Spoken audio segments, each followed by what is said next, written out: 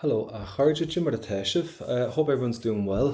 Mihal here with our first, I suppose, masterclass for our ordinary level. Now, I know some of the higher level students are probably going to jump in on this as well, which is great. So if you are, that's fantastic because there's stuff on both parts that'll actually be quite relevant. If you want to do a little bit of revision, you can. But this is specifically, I suppose, designed because I asked my ordinary level students, I was like, what would you like to do? In terms of your Irish, and we put up a bit of a poll and we asked you kind of pick the five poems that you would like to do in the order, and the vast majority, it was neck and neck for ages. I was like, oh my god, what are we going to do? And it was neck and neck between that and Antarctic here. We've gone for the winner was Ghrá-sa, and obviously we're a democracy, so we went with the majority, right? But I'm just going to do them all with you anyway. So our next masterclass will probably be in about another 3 weeks, and I'll do Antarctic here. And then I'll put up another poll and say, well, what are you doing in your exams? Maybe you might have Christmas exams coming up. And we'll have Gavin and Col Scarra and Spalpin Fánach. And he's my vote and say, Mihal, we'd like to do Spalpin Fánach now. So keep an eye to the newsfeed because I'll keep putting up polls as to what you need to do next in terms of your course, whether you've got midterms or whether you've got Christmas coming up. So we'll go for poems, we'll go for stories. But I'm going to go through like letters and the blogs. I'm going to go through the scale. I'll go through the reading comprehensions. I'll do every kind of 3 weeks. I'll do a masterclass for about an hour and a half where you can jump on and we can get my Ghrá-sa done, and then that's it. We can jump back out and we can move on. So don't worry if you were kind of hoping that Antarctic here was going to win.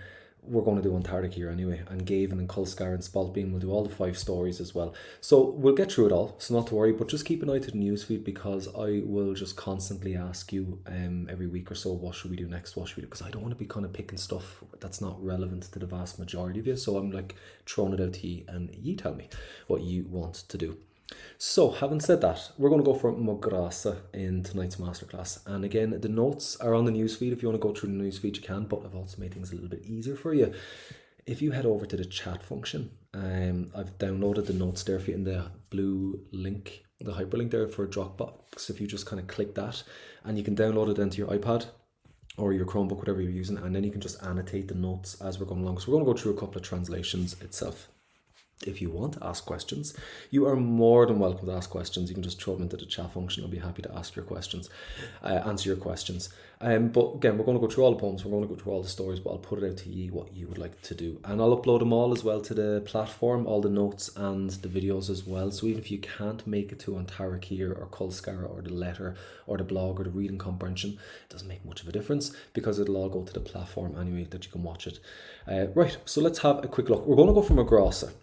Because you told me that's what you want to do. Ghrá-sa is actually a really, really nice poem. I love it. I really, really do. And I'm gutted that they're changing the course, that this is the last year Ghrá-sa is going to be on it. Because why?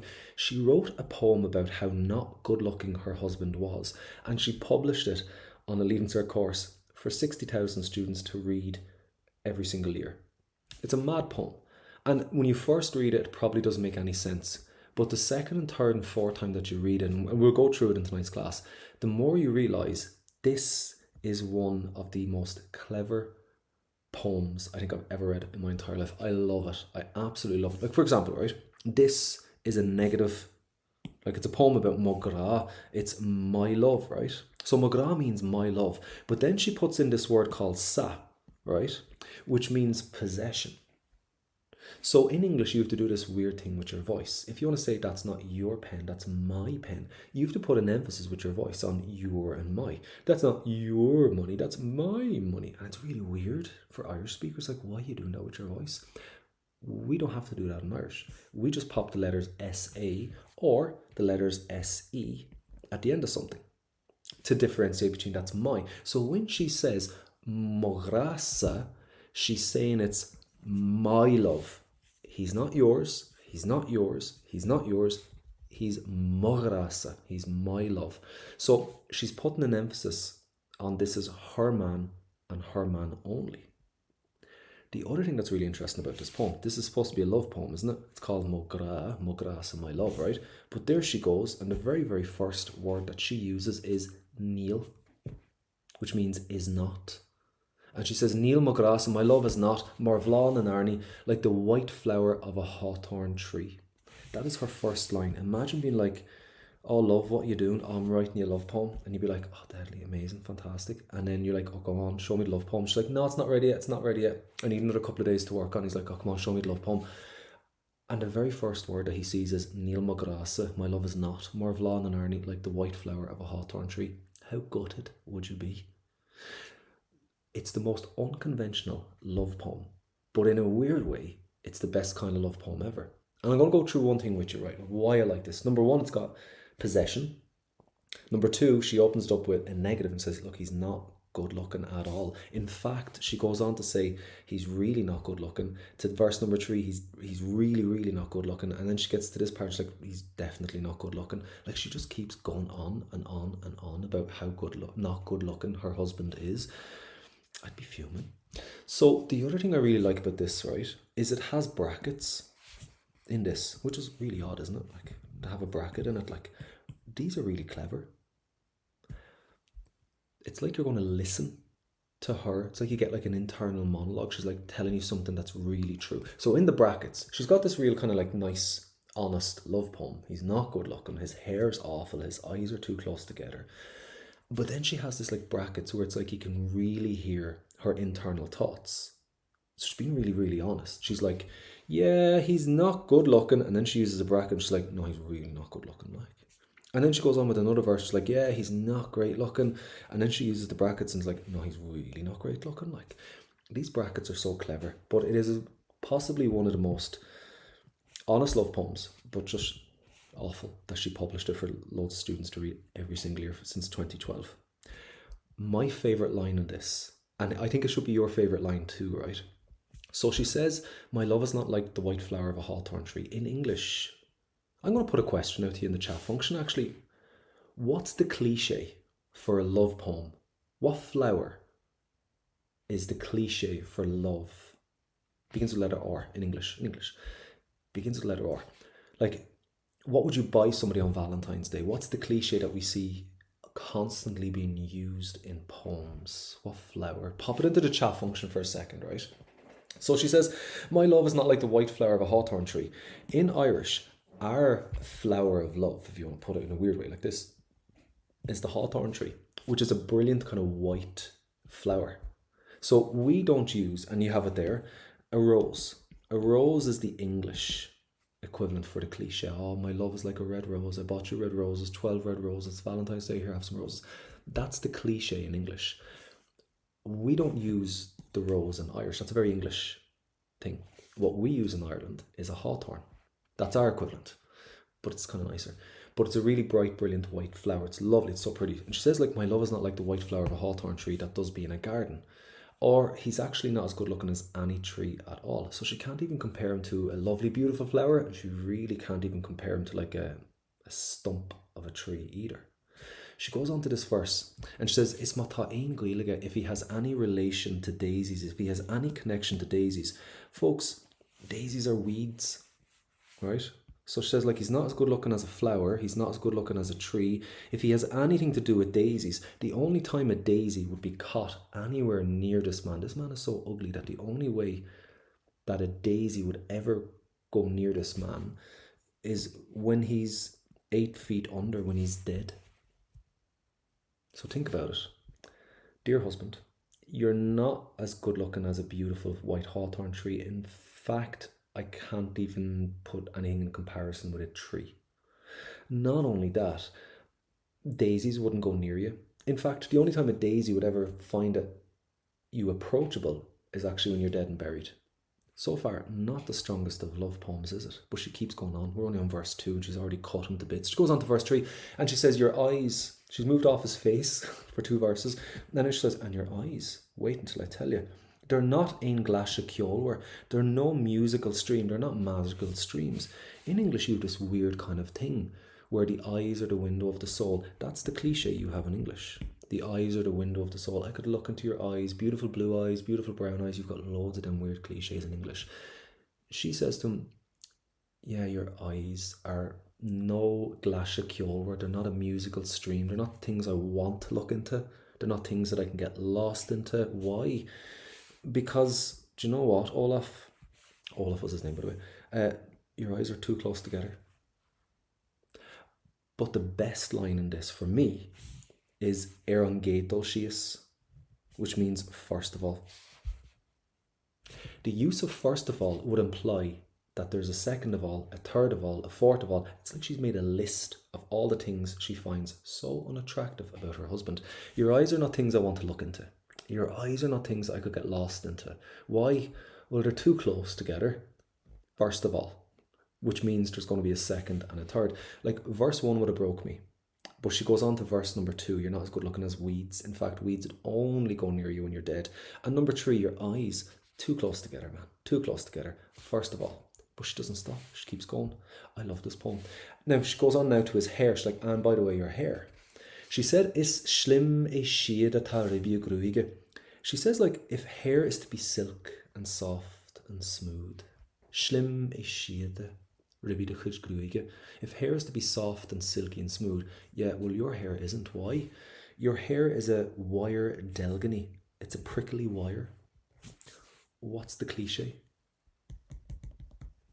The cliche here is you're supposed to be able to run your hand through your partner's hair. Oh, run your hands through her hair in a loving manner. That's the cliche. That's that weird kind of cliche having poems. She's like, I can't even run my hand through your hair. Why? It's very prickly. It's not soft. It's not silky. Your hair's in bits as well. That's verse 4. But then she gets to verse 5. Now, I don't think I would have made it to verse 5. Fair enough if the husband made it to verses all the way down. I probably wouldn't. I would have probably maybe stopped reading at verse 1, verse 2, maybe. And I'd tap out. I'm like, no, and get someone else. But she gets to verse 5 and she's like, Achas commission. I don't care for that. That doesn't bother me at all. Why? Mar tugan she dum ula. He gives me apples. And you've probably read this poem going, apples. Apple stands for like the finer things the normal things in life. If you walk into any kitchen in Ireland, what do you see on a kitchen table? Bananas, apples, and oranges. They're kind of the staple, they're the essentials, they're things that you see. So she gets the normal stuff. That apples there, right, stands for the bog standard stuff.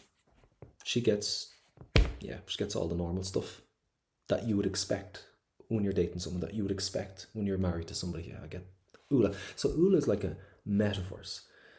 It doesn't mean that she gets like a bag of apples off him, like. So she gets the bog standard stuff, the apples. This line here, did a little bit. And Nordavin she in humour, when he's in good humour, good form, and that's similar to English, isn't it? In humour, pronounced the same. So when he's in good form, when he's in good spirits, she gets queer fanuna. She gets grapes. Now, we're all adults here. We're all adults. What does the queer fanuna stand for? That when he's in good form, she gets queer fanuna. She gets grapes. Well, grapes stands for the finer things in life, the nice stuff, the fancy stuff, the stuff that you don't normally see. Now, if your mind went somewhere else, you need to see Jesus. But she gets those nice, finer things in life. So she's telling us, I don't care that he's ugly.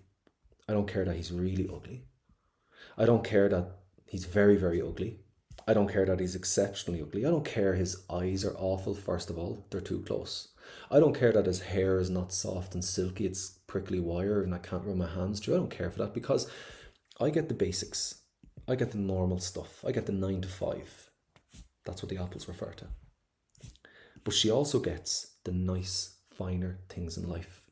The good stuff. She probably gets like the holidays abroad. She probably gets like the materialistic things. She probably gets jewellery. She probably gets taken out for meals. That's what we're talking about, apples and the grapes in that. It's a deadly poem. I love it. Now, you can go through it a little bit more if you want, but that's pretty much the essential of Ghrá-sa by Nuala Ní Dhomhnaill. Now, Nuala Ní Dhomhnaill's poems, if you like poetry, Nuala Ní Dhomhnaill is quirky out. All her poems are quirky, but they're very, very good. They're so well written and so clever. She's one of my favourite poets, if not my favourite poet of all time in Irish. But her stuff, she's very much into the stories and tellings of women and the relationship of women in Ireland. So if you like kind of feminist theories, if you like kind of maybe a reflection on what life is like, Nuala Ní Dhomhnaill's poems are actually really, really good. Now, having said that, let's have a look at your material, right? I'm going to show you your exam questions and I want to do a little bit of revision with you. But first of all, what we want to be able to talk about is the theme. You get asked, what is the theme? What is the emotion? And I'm going to show you why in a couple of minutes. They are running out of questions to ask you, which makes poetry for ordinary level so doable. And not only doable, but you can score very, very high. So we like to ask you, what is the main theme of the poem? So what we are going to do, folks, is we are always going to start off with that phrase in green. No matter what poem we do, that will never change. If I do Spaltbean, Colscar, Gavin, if we do Antarchy, I'm going to lock that phrase in. So do me a favour. Number one, will you learn that phrase for me? Is sé téma an dawn? No. The theme of the poem is, and then we're going to look at the theme. We have Ghrá, love, but real love, true love, not fake, materialistic. She's given us a real sense of love. So the theme of the poem is actually Ghrá. We also have the word gran, which is humour. So if you want to say, Micheál, I think the theme of the poem is humour, that's perfect, because it's kind of a humorous poem. Not funny, haha, but smirky kind of funny, like she just cut the back off in there. So there is a sense of humour, more like a sense of dark humour, where you kind of shouldn't laugh, shouldn't smirk, but you do. Gran. And one thing I want us to watch out for with this question is dúilre. Dúilre is nature. She uses nature all the way down. I'm going to show you very, very quickly. She talks about the white flower of the hawthorn tree, nature, a garden, a tree, daisies. She uses a mystical stream, nature. She uses apples and she uses grapes. Nature is in this poem from start to finish. So if you want to say the theme of the poem is nature, then that is for you there. Now, the second thing, I'm always going to use these phrases for you. You want to focus the examiner's attention, and it's very, very simply done. These are not going to change. I'm going to lock these in. If you're doing Antarchy here, Spaltbean Fánach, Colscar, Ghrá-sa, Gavin, doesn't make a difference. I'm going to lock in these 5 phrases, and they are fancy. Examiners love this. Michael, how are you getting on? How's things? Michael, great name, by the way. I just want to say that. I H1 straight off the bat for me there, like with the name. So what are the basics you have to do in ordinary level Irish to get a H4 and a H3 as a student who doesn't prioritise Irish? Now, Michael, quick question. Can you tell me the chat function? Do you mean to get an O3 and an O4, is it? So you can tell me that, what do you mean O3 or O4, or are you just wanting to do higher level but just get a H3 and a H4 in higher level? So just go back to that for me for 1 second and just say whether it's OL, if it's O3, O4, or you mean H3 and H4. Irish, folks, is actually a very, very doable subject in terms of high grades. But the thing is, Michael, we need to know how to play the game.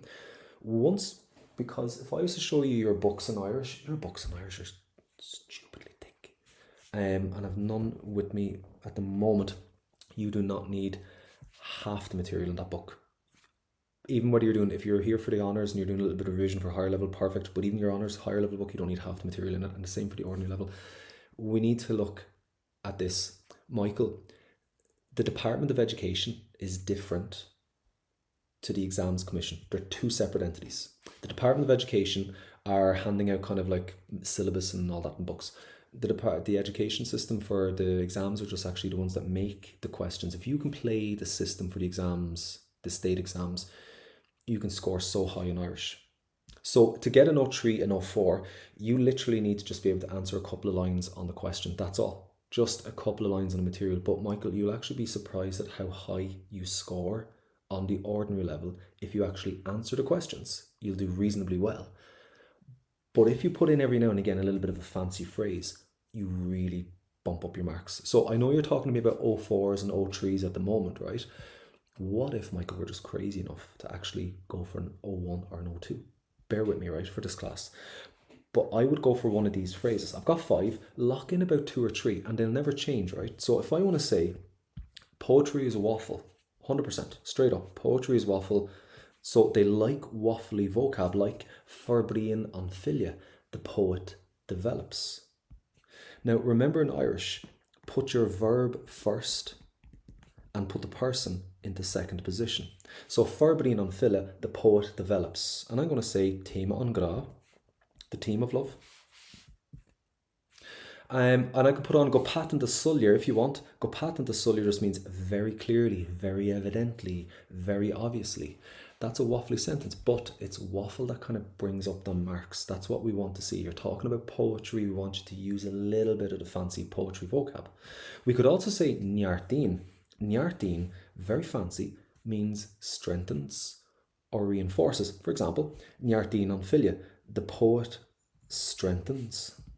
So njartin on filia, the poet strengthens. And again, remember to put the verb in first position in Irish and then put the person into second. And then I can say something like Téma an Ghrá or Téma an Grin, the theme of humour, Téma an Grin.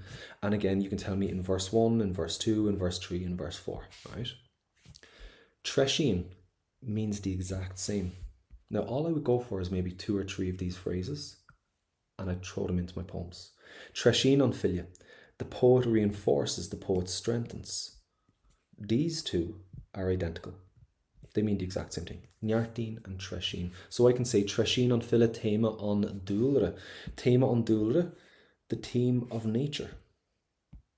Right? So Téma an dúlra, the theme of nature. They would be 3 great phrases for us to lock in with Ghrá-sa. So Isabel, the first one, Forbrín an filia, the poet develops, present tense develops, Forbrín an filia, and then you can put in the theme of love. Now, Isabel, if you don't have to put in the bit in green.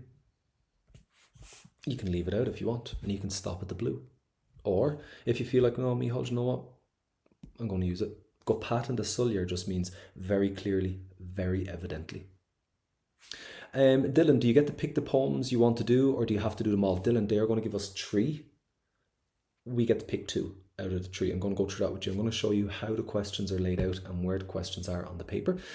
So Dylan says, right, Micheál, if there was Gavin, Colscar and Ghrá-sa, could I just pick Gavin? You'd have to pick Gavin and something else. So we're going to give you 3, and Dylan, you can just pick 2, whichever you want.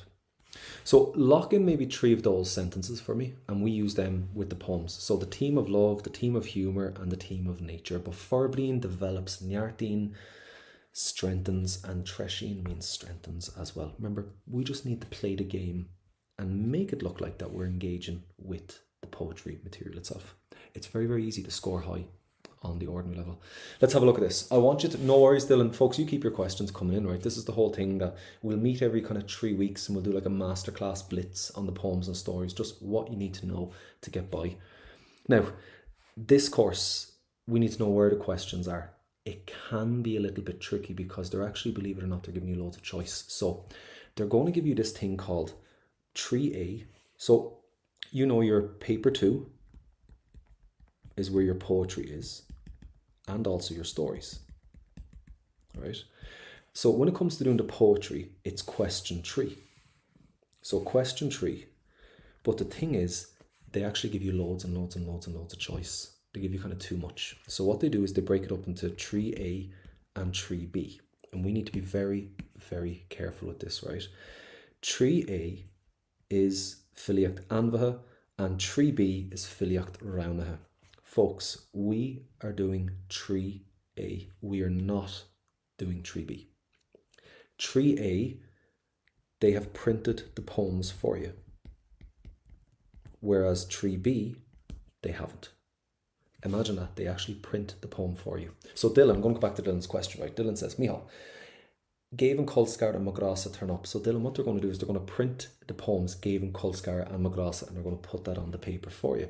So that's why we always go for 3A, because they print the poetry for us, which is lovely, which means we don't really need to learn quotes because we can just open up the quote, pick it out on the day, and we can copy and paste it down. Now, here's the thing. So back to Dylan's question, they are going to have the poems listed as A, B, and C, and we just have to choose 2. Each of the poems A, poem B, and poem C, so back to Gavin, Colscar and Ghrá-sa, as Dylan said, there's going to be 3 questions inside each of them. So within section A, we'll have 3 short questions, and within section B, there'll be 3 short questions, and within section C, there'll be 3 short questions. And altogether, they're going to be worth 25 marks. So we've got a choice of A, B, and C. We just need to pick 2. And within those poems, you've just got 3 short, simple questions. No essays, no mini essays, nothing. Very short, simple answers, actually. So again, coming back to Michael's question, you don't have to write essays. You don't have to actually go through any of this. You just kind of need to write down a little bit of the material.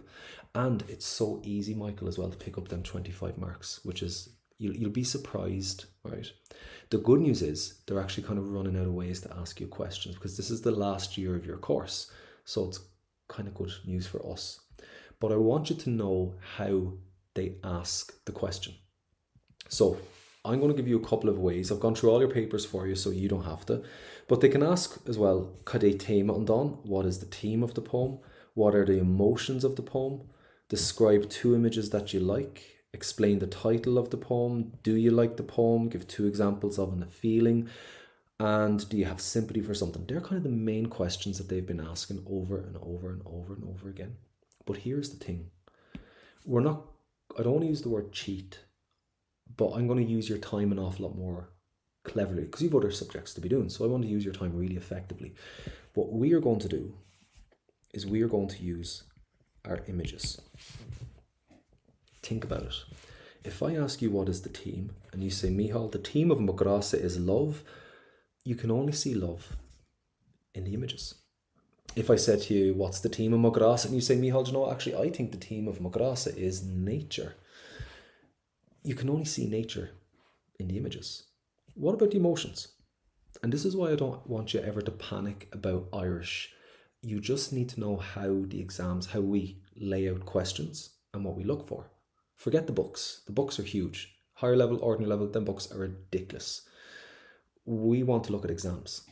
The exams are totally different to the people that make books. The exams are totally different to the Department of Education. So we need to kind of just forget the department for a second and focus on exams and exam papers, because they are their own separate identity. Play the game. So if I ask you what are the emotions of the poem, your book is going to tell you learn this for emotions and learn this for theme and learn this for this. Use your images. If I say to you what are the emotions of the poem, you might say, Micheál, the emotion is love. Where do you see love? You see love in the images. If I say to you, what is the emotion of the poem? You might say, Micheál, the emotion of the poem is honesty. I'd be like, deadly. But where do you see honesty? You see it in the images. The images are going to do all the heavy lifting for us on our poetry course. Forget learning off the mini sample little answers that you all have, like emotions and title and this, that and the other. Images will do all the heavy lifting for you. For example, describe 2 images that you like. Even if I said to you, do you like the title of the poem? You could say, yeah, Micheál, I love the title of the poem. It's Motlum Tegel an Dawn, full stop. I'll give you marks for that, by the way, saying it's Motlum Tegel an Dawn. Perfect. Why? Because it's about love.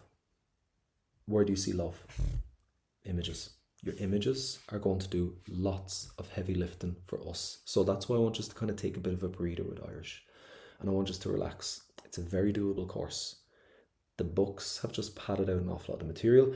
We're going to bring it back to basics, but we're going to do the basics well, really well. We're going to play the game, and we're possibly going to score higher than a H3 and a H4, but we don't need to learn as much.